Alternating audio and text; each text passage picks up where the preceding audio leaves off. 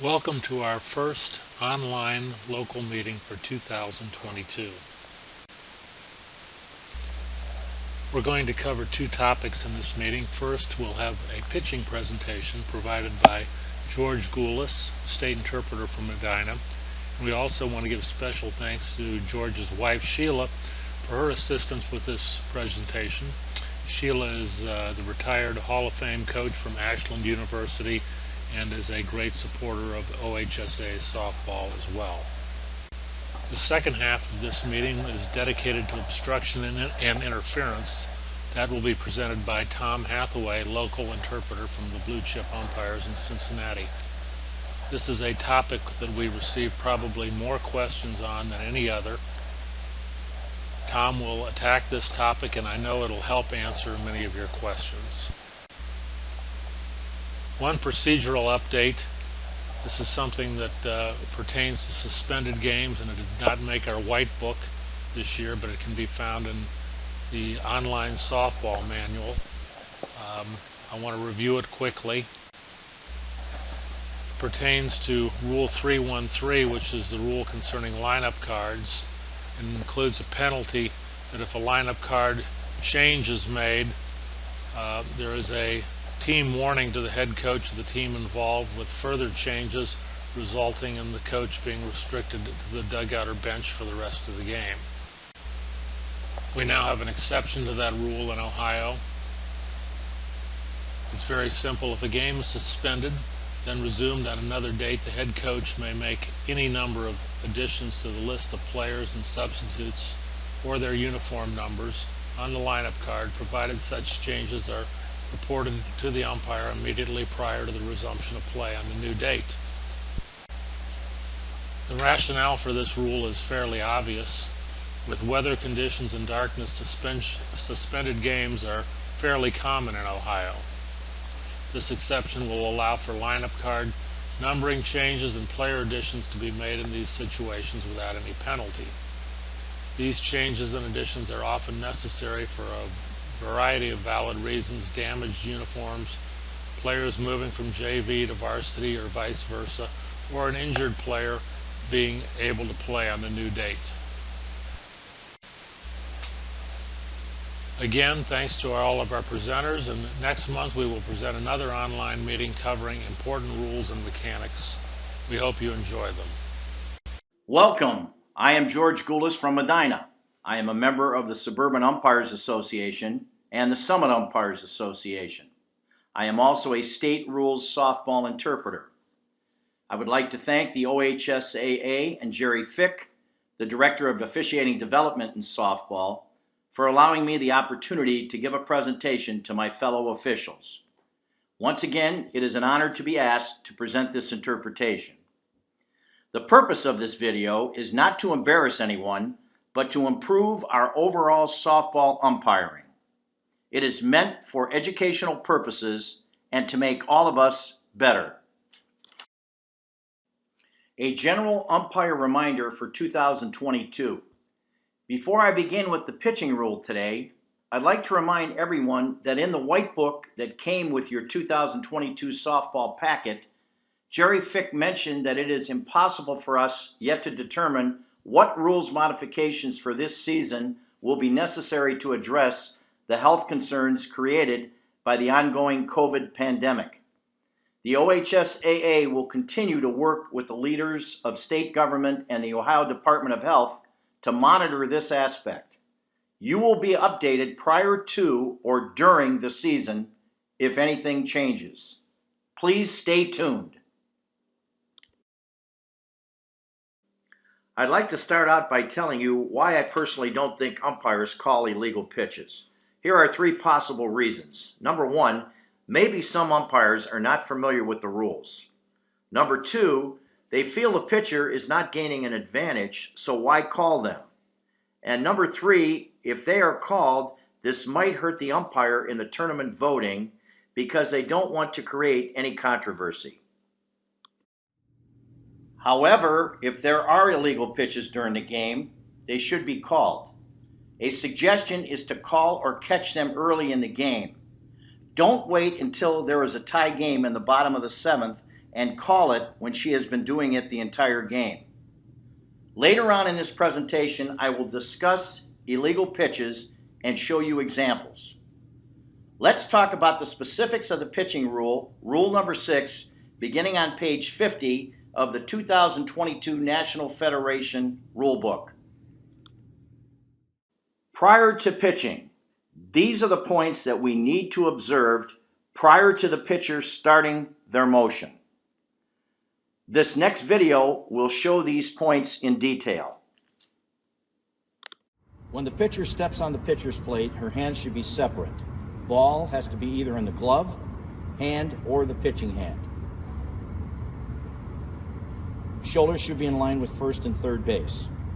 At this point, the pitcher can take a signal or simulate taking a signal from the catcher. Once she does that, she can bring her hands together for at least 1 second and not more than 10 seconds. If not, it's an illegal pitch. The pitcher may also step onto the pitcher's plate with her hands separated and the ball in her gloved hand. Legal.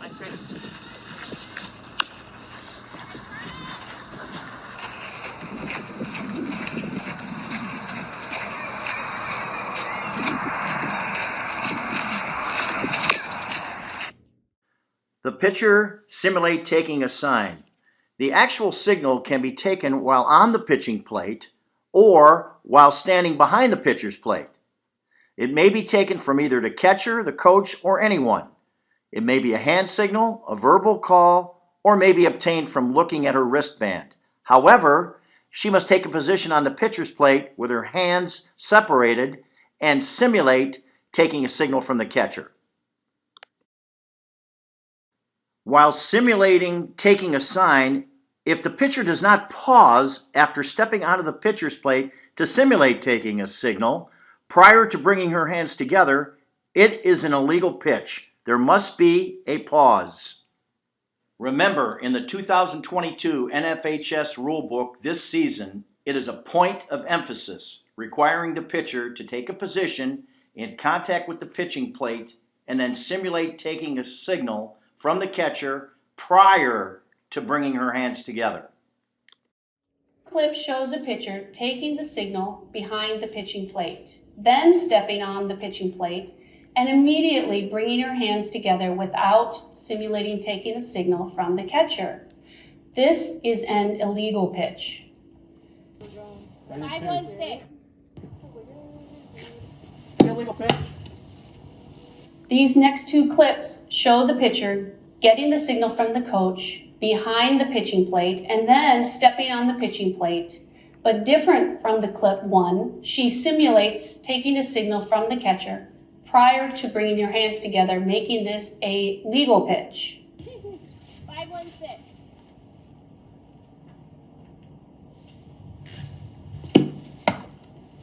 516.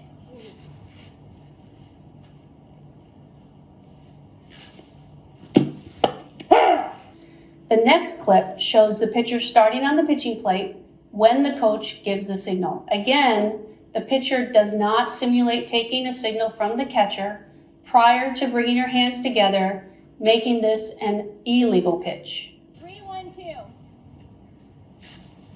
Illegal. These clips show the same approach of obtaining the signal while on the pitching plate. However, the pitcher simulates taking the signal from the catcher, making these pitches legal. 523. Ball. 523.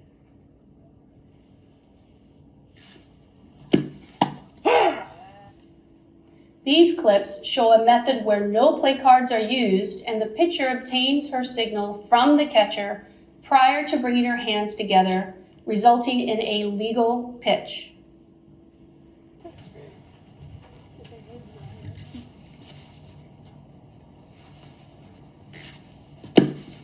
Ball.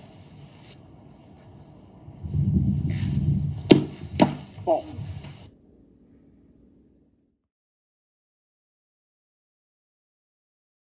The pitcher must have her hands separated as she comes onto the pitcher's plate. She cannot have her hands together. If she does that, it's an illegal pitch. This next video will explain the footwork of the pitcher as it pertains to the pivot and the non-pivot foot. Also, don't forget that the pitcher has 20 seconds to release the pitch after the ball has been returned to the pitcher from the catcher. This is not an illegal pitch, however. This is just a ball on the batter. That is the penalty. The pitcher shall take a position with the pivot foot in contact with the pitcher's plate and the non-pivot foot behind the pitcher's plate or in contact with the pitcher's plate. Both feet must be or partially within the 24-inch length of the pitcher's plate. Also, if you choose, you may have both feet on the pitcher's plate if the pitcher chooses to do that. That is also fine. In this slide, there are 4 examples of pivot foot placement. In the first example, although the pivot foot is in contact with the pitcher's plate, it is not within or partially within the 24 inches, therefore illegal. In the second, third, and fourth examples, the pivot foot is in contact with the pitcher's plate and partially within the 24-inch width. Therefore, the second, third, and fourth examples are legal.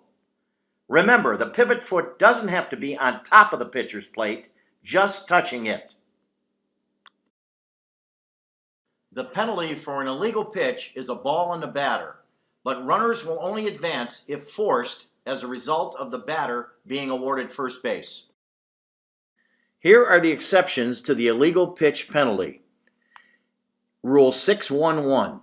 If the batter reaches first base safely and each other runner advances at least one base, the illegal pitch is nullified. No option is given to the coach. Second exception, if the batter does not reach first base safely, or if any base runner fails to advance at least one base, the coach has the option of the result of the play or the illegal pitch penalty. Here are 2 plays dealing with the 2 rules exceptions for the illegal pitch penalty. The first play, we have a runner at first base, and we have a base hit. The runner at first advances to third, and the batter runner is at first base. We have no option in this situation. No option is given to the coach. Everyone advanced at least one base. Number 2, we have a runner at first base, a grounder to the shortstop. The runner at first is forced out at second, and the batter runner ends up at first base. In this situation, the coach has an option of the play or the penalty, since both runners did not advance one base. This video shows a pitcher committing an illegal pitch followed by the batter hitting a base hit up the middle. Since R1 advanced one base and the batter runner was also safe at first base, the illegal pitch is nullified. If the batter does not reach first base safely or any base runner fails to advance at least one base, the coach of the team at bat shall have the option to take the result of the play or the penalty for the illegal pitch, which is a ball awarded to the batter. As we can see in this video, the pitcher commits an illegal pitch by bringing her hands together twice. The batter then hits a ground ball to F4, who fields the ball and tags R1 out. Once the play is over, the umpire will call time and give the offensive coach the option of the play or penalty for the illegal pitch. This is an example showing the delayed dead ball signal for an illegal pitch by the base umpire.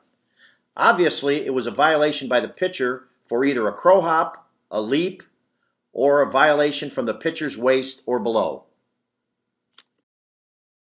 If the pitcher or her coach ask what the violation was, you as an umpire should give them that courtesy. This pitcher in this slide walked into the pitch. She was moving her pivot foot by stepping forward toward the plate before delivery. Therefore, illegal. The pitcher may remove herself from the pitching position in 2 different ways. Before her hands come together, she can step back with both feet. And when her hands are together and no part of her motion has been made yet, she can step back with both feet. This video shows two pitchers discontinuing a pitch. One is done properly, the other one is not. The pitcher may legally remove herself from the pitching position by stepping backward off the pitcher's plate before beginning the pitch. The pitch officially begins and cannot be legally discontinued once the pitcher has separated her hands after coming together. This first example, she does it properly. Note in this next one, the pitcher separates her hands before stepping off the plate. This is an illegal pitch. These are examples of illegal delivery. With an underhand motion, the release and follow-through of the pitch must be on the hand or wrist side on the forward past the vertical line of the body. The hand shall be below the hip and the wrist no farther from the body than the elbow. And the pitch shall be delivered on the thrown side of the body, which is her right side.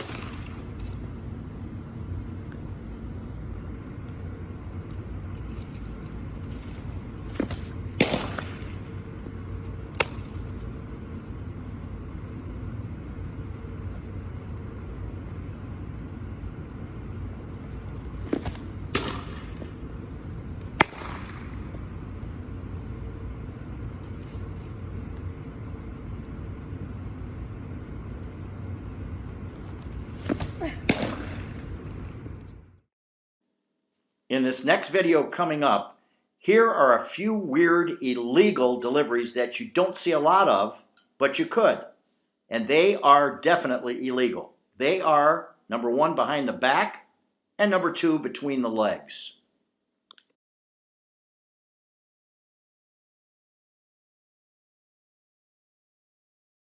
This is an example of an illegal pitch. It's called behind the back. This is not a legal delivery.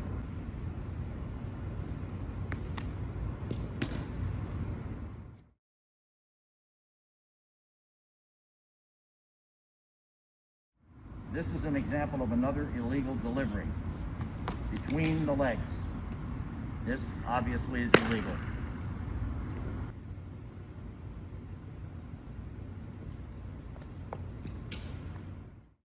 The next videos will show 5 common examples of different illegal pitches which most of us have definitely seen or called in the past.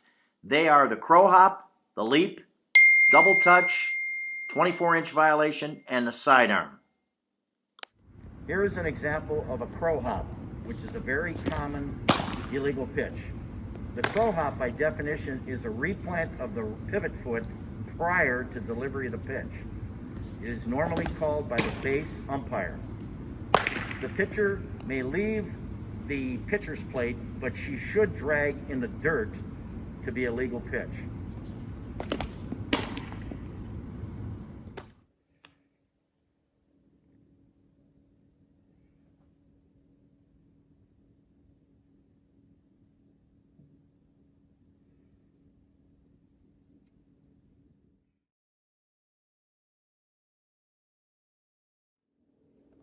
Just a general comment. We don't have the luxury of slow motion replay as umpires in high school. It is easy to see the violation in slow-mo, but we must focus on the pitcher's delivery during live action to see the infraction.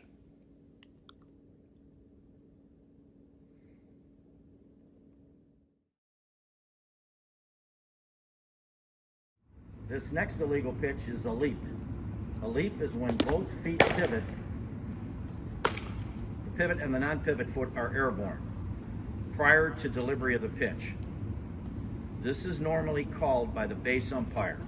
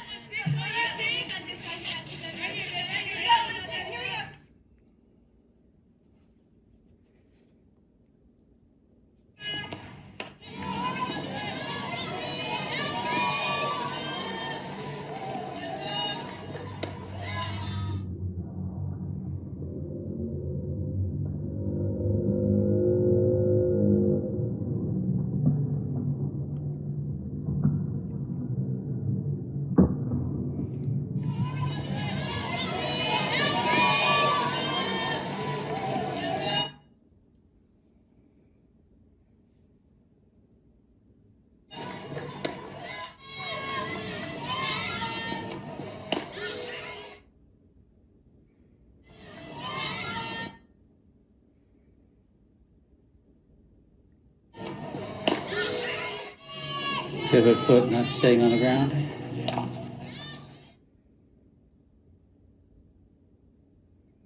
Pivot foot not staying on the ground.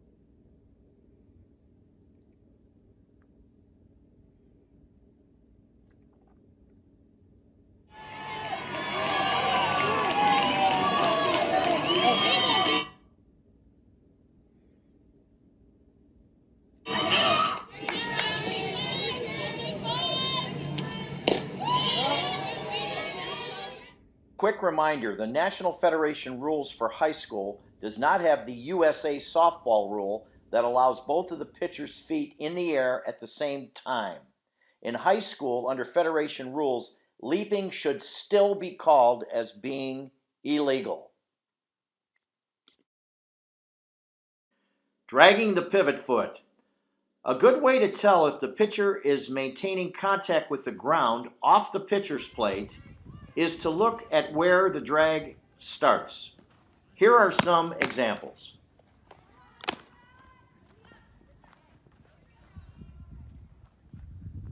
These are all examples of legal drags.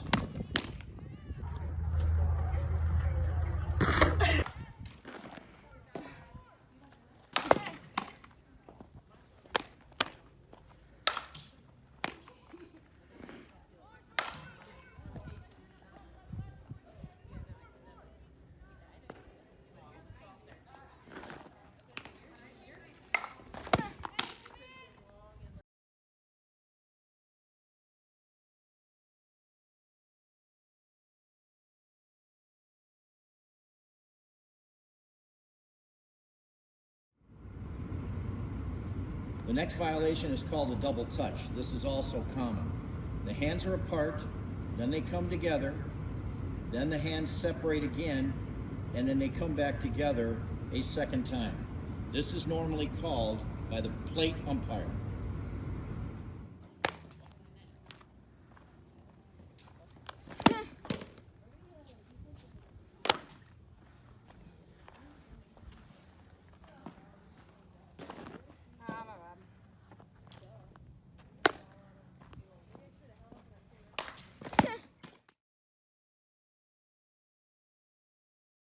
The next violation is a 24-inch violation. Both the pivot and the non-pivot foot must be within or partially within the 24-inch width of the pitcher's plate. This violation is called by the plate umpire.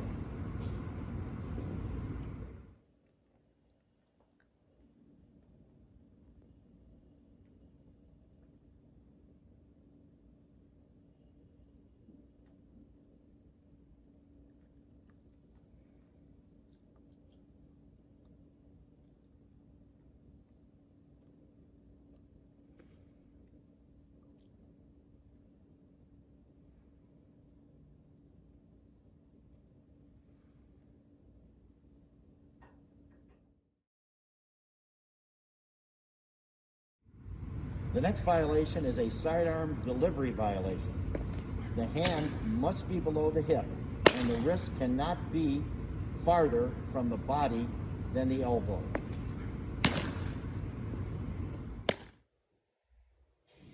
This video is slightly blurred for a reason.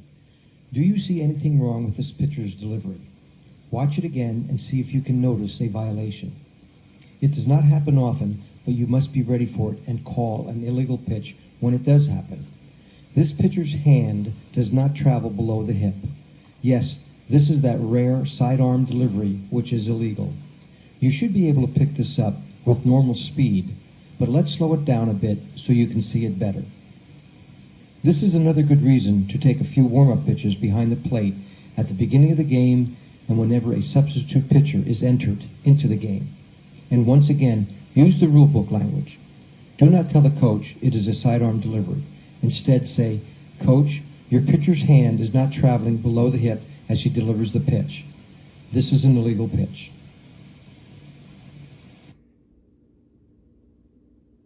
When the ball slips from the pitcher's hand during the backswing, this is a pitch and a live ball. Also, a ball is awarded to the batter. If the ball reaches the plate, the batter may hit it.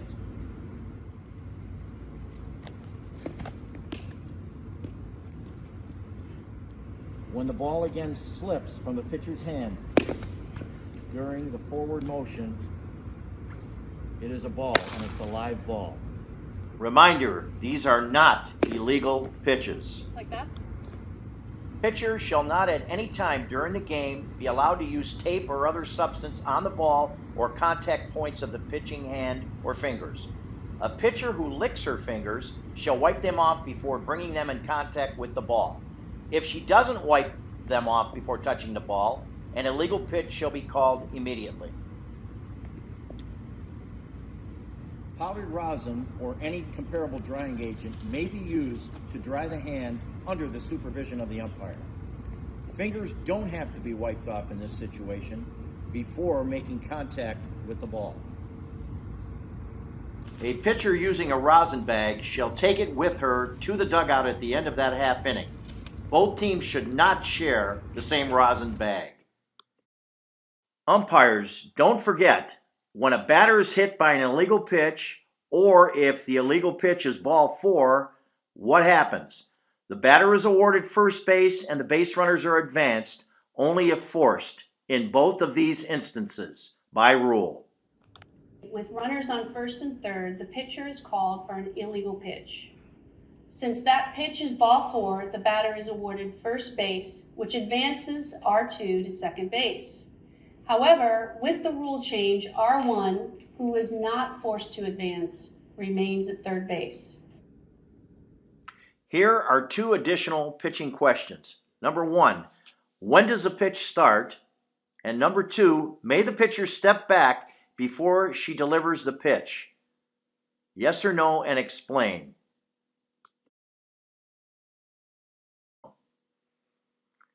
The answers to the 2 questions. The first one, the pitch starts when the pitcher's hands separate after they have come together while the pivot foot is in contact with the pitcher's plate. The second question about stepping back, yes, she may step back before the start of the pitch when her hands are still together. Once her hands are separated, she must step forward toward the batter. If she doesn't do that, it is an illegal pitch. Some added suggestions and reminders to everyone. A quick return pitch is no pitch. It is a dead ball. A preventative way to hold up the pitcher is to have your hand up, the plate umpire's hand up, to make sure that no quick pitch is thrown. The base umpire should dust off the pitcher's plate between innings. Make sure your butt is to the outfield and look for drag marks. Both the plate and the base umpire should observe the pitcher warming up. I'd like to finish by talking about the OHSAA expectations which deal with illegal pitching. There are 7 of them. Number 1, don't guess illegal pitches. Be sure. There are no maybes. If they are borderline, they are not illegal. If they are illegal, call them. The second expectation, if the pitcher is illegal, call it. Also, explain it to the pitcher and her coach, but don't be too picky. Number 3, call the illegal pitches early. Don't wait until late in the game when she has been doing it since inning number 1. Number 4 expectation, most pitchers can adjust after being called for an illegal pitch, especially after you explain it to her and her coach. Number 5, study the pitching rules again and again. They are under rule number 6 in the rule book and also in the casebook plays dealing with pitching. In my opinion, the pitching rule is one of the most important rules in the rule book, along with batting and base running. These three rules are what I call the meat of the rule book. Expectation number 6, learn to recognize infractions. And where do you find these, or how do you know? Check the NFHS site online and also the USA softball videos. And last but not least, number 7 expectation, use the proper positioning and mechanics listed in the current NFHS softball umpires manual. Please use it and familiarize yourself with these. This concludes my presentation on pitching. I hope that you enjoyed it as much as I enjoyed putting the presentation together. Hopefully, everyone either learned something today, picked up a small suggestion, or refreshed their memories on the pitching rules. Whether you are a new official or a seasoned vet, we can all learn and certainly improve our officiating in the future. Thank you for watching and listening. I hope that you are all healthy and stay safe during these times. Thank you. Have a great spring sports season.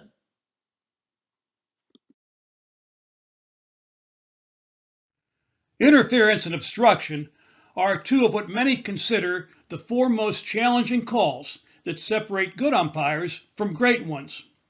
This presentation, prepared by the Blue Chip Umpires in Cincinnati, will try to outline some of the principles to help our high school umpires make the call and get it right.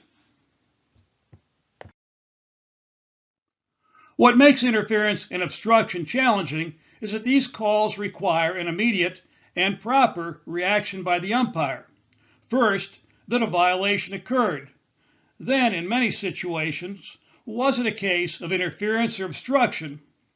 And finally, applying the rule properly. Since in many cases it becomes a decision of whether it was interference or obstruction, we will examine the 2 rules by comparing and contrasting. First, let's review our definitions. Interference is the act of the offensive team member, and that can be a player, a coach, or a sub, that impedes, hinders, or confuses a defensive player attempting to execute a play. We can also have umpire or spectator interference, but these are extremely rare, and contact is not necessary. Obstruction is the act of the defensive team member who hinders or impedes a batter from striking or hitting a pitched ball, and that would be catcher's obstruction. Or impedes the progress of a runner or batter runner who is legally running the bases unless the fielder is in possession of the ball or in the act of fielding a batted ball. The act may be intentional or unintentional, physical or verbal, and again, contact is not necessary. A helpful rule of thumb to determine whether interference or obstruction occurred is to determine which player, the offensive player or the defensive player, had the right of way. A defensive player fielding a batted ball, and that can be a ground ball or a fly ball, has the right of way. Offensive players must avoid the defender fielding a batted ball, altering their base paths if necessary. An offensive player advancing or retreating to a base has the right of way. Defensive players not fielding a batted ball or not in possession of a ball may not block the runner's base path or impede the runner's progress in any way. Only when a defensive player has possession of the ball may the player block the offensive player's base path. The questions you ask: did the actions of the offensive player hinder, impede, or confuse the defense? Did the action of the defensive player hinder or impede the offense?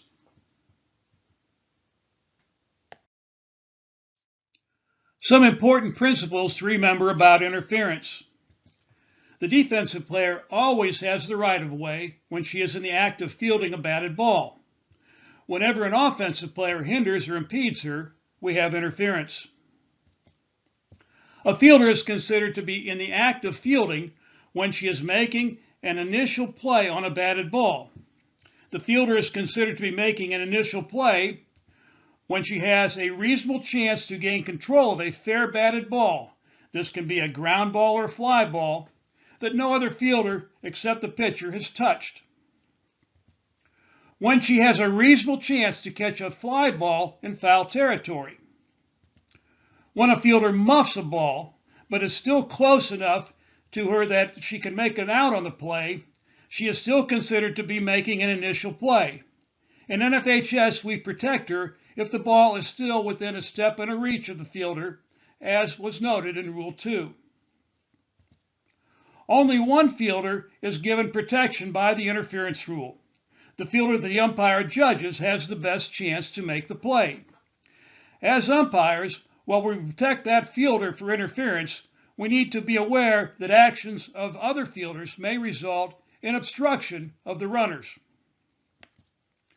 Offensive players cannot interfere with fielders attempting to throw a ball, nor can they intentionally interfere with a fielder or a thrown ball. Some common forms of interference. Hindering a fielder fielding a batted ball, ground ball or fly ball.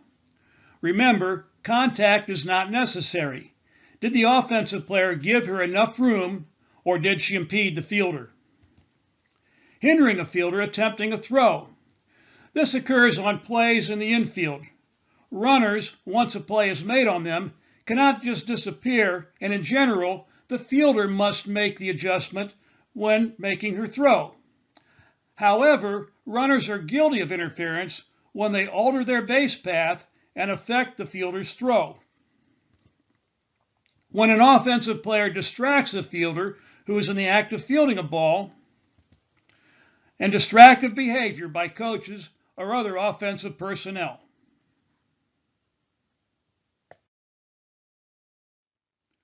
Here are some basic principles to remember about obstruction. Defensive players are guilty of obstruction if they block the base or the base path of the runner without possession of the ball, or if they are not in the act of fielding a batted ball. If they are in the act of receiving a throw and impede, they are guilty of obstruction. The action of blocking must impede or hinder the runner. The catcher may in fact be blocking the plate when the runner rounds third base, but she is not guilty of obstruction until or unless she impedes that runner as the runner gets closer to the plate. Here are some common forms of obstruction. Whenever any fielder without the ball or not fielding a batted ball causes the runner to alter her path to the base, we have obstruction. Catcher's obstruction, hindering the batter's swing. The catcher is reaching for a pitch and the bat comes in contact with her glove, or maybe even her hand. The first baseman impeding the runner rounding first base. The second baseman blocking the runner trying to return to first base after leading off with a pitch. This is very common in fast pitch, and base umpires need to call it. The catcher blocking the plate without possession of the ball. On rundowns, we need to watch for obstruction. The fielder will throw the ball ahead of the runner and then stand there and impede the runner when she changes her direction. That's obstruction. A fake tag is always obstruction. This occurs when a fielder doesn't have the ball but fakes as though she does and causes the runner to slide instead of possibly advancing beyond that base. The fielder can also be penalized by ejection. For our penalty enforcement, for interference, we have an immediate dead ball. Again, actions by the offense are penalized immediately. Usually, the offender, the individual who caused the interference, is declared out. For obstruction, we have a delayed dead ball. We are going to observe the play, give the delayed dead ball signal, and wait until the play ends. And if appropriate, we're going to give the offense the option of accepting the result of the play or taking the penalty. Remember, actions of the defense are penalized at the conclusion of the play. And generally, if the offense takes the penalty over the result of the play, bases are awarded. The correct way to enforce the interference penalty: an immediate dead ball is declared. The offensive player who committed the interference is declared out. Other runners are returned to the bases last occupied at the time of the interference. The batter runner, if not guilty of the interference, is awarded first base. We have some exceptions to the penalty of who is declared out. When the interference is by a retired runner, she has already been put out and she continues to run to draw a throw or impede the play, the runner closest to home is declared out.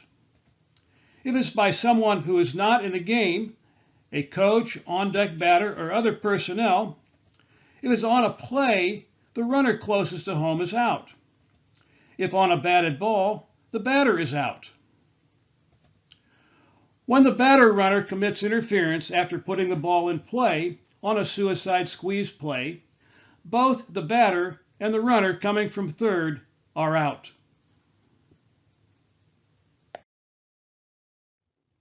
There are two other forms of interference that are rarely seen. Umpire interference. There are actually two forms of umpire interference. One occurs when a batted ball strikes an umpire without first passing a fielder. This should never happen because proper positioning puts the umpire behind the infielders, but in the event that it does, a dead ball is declared, the batter is awarded first base, the other runners are returned to the bases occupied at the time of the pitch, unless forced to advance by the award to the batter.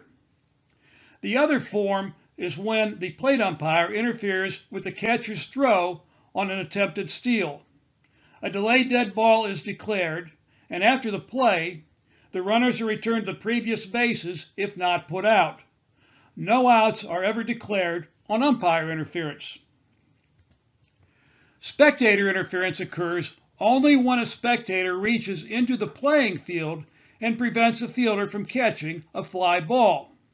The batter is declared out.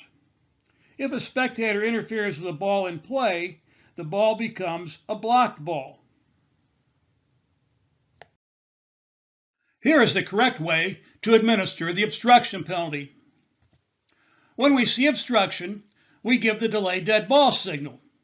We do this by raising our left arm out from our body and saying obstruction loud enough for the fielder and the runner to hear. When we have obstruction, the obstructed runner is protected and cannot be put out on that play between the bases that the obstruction occurred. Also, she is protected to the base we judge she would have reached had the obstruction not occurred. So if our obstructed runner is the player put out on that play, either between the bases she was obstructed or before reaching the base you judge she would have reached, do not call an out. Call a dead ball and make the award. When the play ends, we call dead ball. We then award the obstructed runner the base we think she could have reached without the obstruction.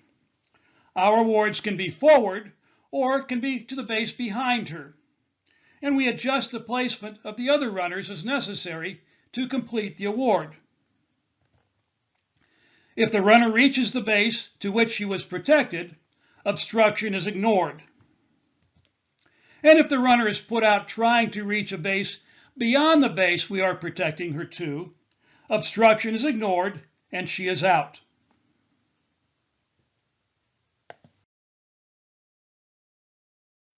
In judging the base to award the obstructed runner, consider the result of the play. If the runner was obstructed rounding first base and was put out at second base by a couple of strides, the runner would be awarded second base provided the umpire judged that she had reached second base had there been no obstruction. If the runner was put out at second base by several strides, the umpire would likely judge that first base was the only base she would have reached safely without the obstruction. The runner would be awarded first base. Remember, she cannot be put out between first and second bases. If the runner was obstructed while rounding first base and was put out at third base by a couple of strides, the runner should probably be awarded third base, provided the umpire judged that she would have reached third base had there been no obstruction. If the runner was put out at third base by several strides, the umpire would likely determine that the runner would have reached only second base had there been no obstruction. The runner would be protected to second base. Since the runner attempted to advance beyond the base that she was protected, she is out on the play by the defense.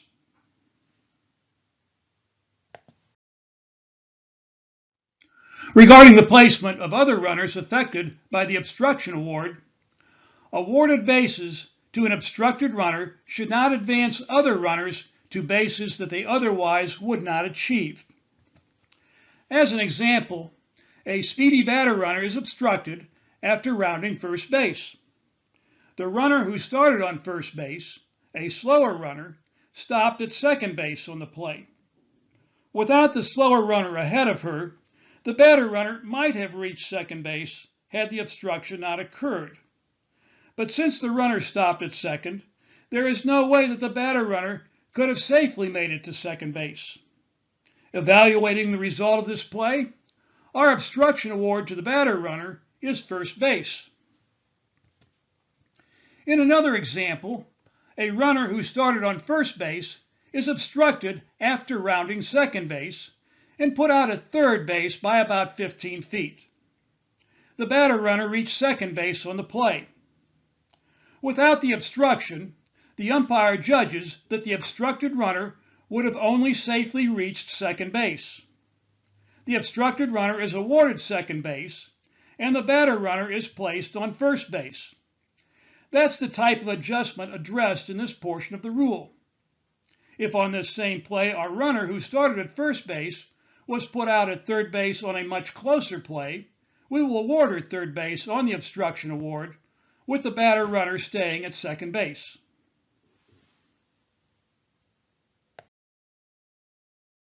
A basic tenet of the obstruction rule is that the obstructed player cannot be put out between the two bases that she was obstructed. In other words, if she was obstructed while rounding first base, she is protected between first and second base. However, there are some times when the runner loses that protection. When she has reached one of those two bases and there is a play on another runner, she is no longer protected. For example, the runner is obstructed while rounding first base and returns to first base. While the defense makes a play on another runner, our obstructed runner tries to advance to second base. If the defense successfully makes a play on her, she is out. When she advances beyond the bases she was protected, or beyond the base that we judge she would have reached had there been no obstruction.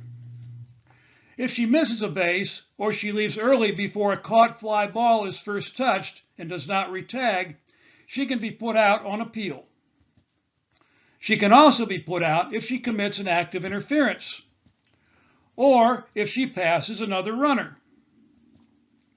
Obstruction on the runner is ignored when the batter flies out for the third out of the inning, and obstruction by a fielder on the batter runner is also ignored whenever the batter runner flies out. The next several slides are case play situations of interference and obstruction. A review of these will hopefully enhance your understanding of the interference and obstruction rules and how they are applied. In this play, we have runners at second base and first base. The batter hits a ground ball to shortstop, F6. R1, the runner at second base, makes slight contact with the shortstop, causing her to mishandle the ball or make a poor throw to first base. The correct ruling, R1 is out for interference. When the play occurred, an immediate dead ball is called. The batter is awarded first base on this play, and because of this award, R2, who started on first base, is forced to advance to second base. If we as the umpire judge that the action by R1 was to prevent a double play, then we will also declare R2 out. The batter is still awarded first base.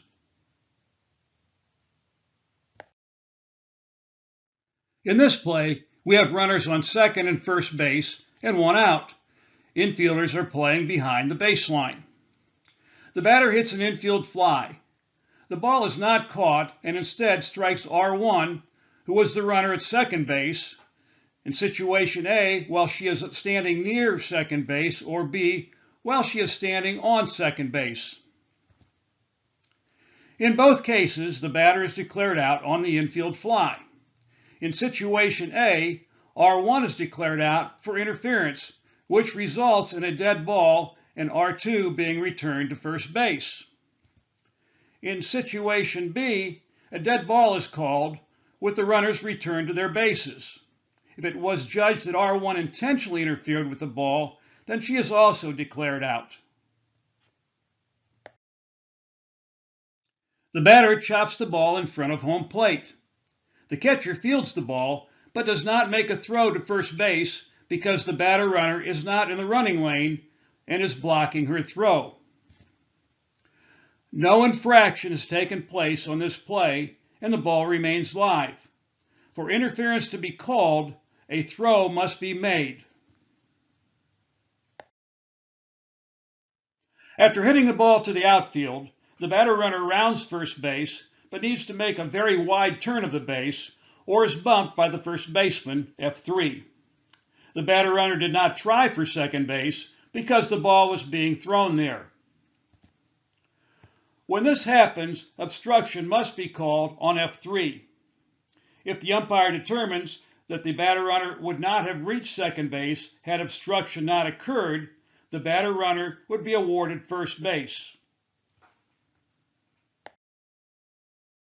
In this situation, there are runners at second and first bases, and the ball is hit into the outfield. R1, the runner at second base, rounds third base where she is obstructed by the third baseman, F5. The obstruction happened A, while R1 was trying to advance home, or B, while she was returning to third base. The umpire will call obstruction and indicate this with the delayed dead ball signal and allow the play to conclude. At the end of the play, dead ball will be called. In A, R1 will be awarded home if the umpire judged that she would have scored had the obstruction not occurred. In B, R1 will be awarded third base. With R1 on first base, the ball is hit into the gap in the outfield. As R1 approaches third base, F5, our third baseman, takes a position near the base as if to catch a throw for a play on R1. R1 slides into third base, but there is no throw. The ball is just beginning to get back to the infield. This is a case of a fake tag. An obstruction is called as F5's actions kept the runner from scoring. R1 is awarded home unless the umpire judged that she would not have scored on the play, in which case she remains at third. F5 could be ejected.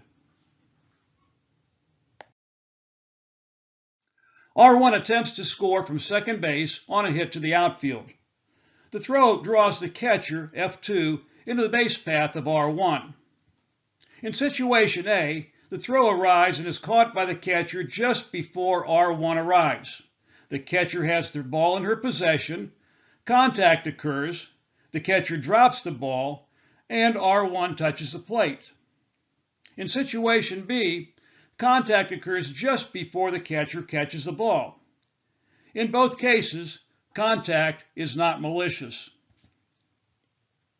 In A, there is no interference or obstruction. This is simply a collision and the run scores.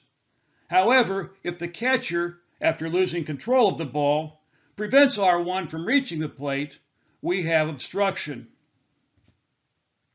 In B, the catcher has committed obstruction since she did not have the ball when contact was made. R1 is awarded home. R1 on second base takes off on a ball to the outfield that appears to be a hit before the center fielder makes a spectacular catch. In situation A, R1 was obstructed by the third baseman as she tried to reach third base. She realized that the ball was caught and is put out while she tries to return to second base. In situation B, R1 reaches third base but realizes the ball was caught and is obstructed by the shortstop as she tries to return to second base. In A, R1 is out. This is a live ball appeal, and R1 is not protected because she left the base before the caught fly ball was first touched. In B, obstruction is called on the shortstop. R1 is awarded second base. R1 is caught in a rundown between second and third base. With F5 in possession of the ball, R1 reverses towards second base. F5, after throwing the ball to F6 near second base, remains in R1's base path. R1 makes contact with F5 after changing direction to head to third base. This is obstruction by F5. She was not in possession of the ball when she was contacted by R1. R1 is awarded third base. With R1 on first base, the second baseman, F4, dives for a ground ball. R1, heading for second base, and seeing that she cannot avoid F4, tries to jump over F4. F4, in trying to rise up, makes contact with R1. The hurdling by R1 is legal even if contact is made. At the time she made the commitment to hurdle, F4 was on the ground. F4 could be called for obstruction if she makes contact with the runner while attempting to get up. The batter swings her bat and makes contact with the catcher's glove during her swing. The batter still makes contact with the ball and hits a soft grounder to the shortstop. R1, who was on second base, runs into the shortstop as the shortstop attempts to field the ball. The correct ruling is obstruction on the catcher. A delayed dead ball is called. When R1 makes contact with the shortstop, a dead ball should be called. The interference call on R1 is invalidated, and the batter is awarded first base, and R1 is returned to second base on the catcher's obstruction award. With R1 on first base and no outs, the batter hits a slow roller in front of the left-handed batter's box. The catcher fields the ball and throws to first base. The throw hits the batter runner, who was in fair territory, but who has not yet reached the beginning of the running lane. Unless the umpire judges that the batter runner intentionally interfered with the throw, in other words, moved into the throw, there is no violation, and this is a live ball. With R1 on first base and no outs, the batter hits a ground ball to the second baseman. F4 mishandles the grounder, but continues to reach for the ball, which is within her reach, when R1 makes contact with her. A dead ball is called, and R1 is declared out on interference. The fielder continues to be protected by the interference rule after misplaying a ball if she can still make a play on it. NFHS outlines the protection of the ball being within a step and a reach of the fielder. The batter is awarded first base. With R1 on third base and one out, the batter hits a ground ball down the first base line. The first baseman, F3, fields the ball and throws home to keep R1 from scoring. The throw hits the batter runner, who is outside the running lane. There is no interference on the batter runner on this play, unless the batter runner altered her path to put herself in the path of the throw. The running lane applies only to plays made on the batter runner at first base. With runners on second base and first base and one out, the batter strikes out on a pitch in the dirt, which is not caught by the catcher. The runners attempt to advance on the play, and the batter runs to first base. The catcher retrieves the ball and throws to first base. The throw hits the batter, who is running in fair territory beyond the beginning of the running lane. The batter is declared out on the strikeout because first base was occupied and there were less than 2 outs. There is no interference on this play because the catcher had no play at first base when she made the throw. The ball remains live and the runners may advance. A lot of information has been covered with regard to interference and obstruction. We hope that this material will help you both make the call when violations occur on the field and then get the penalty right. Good luck this season.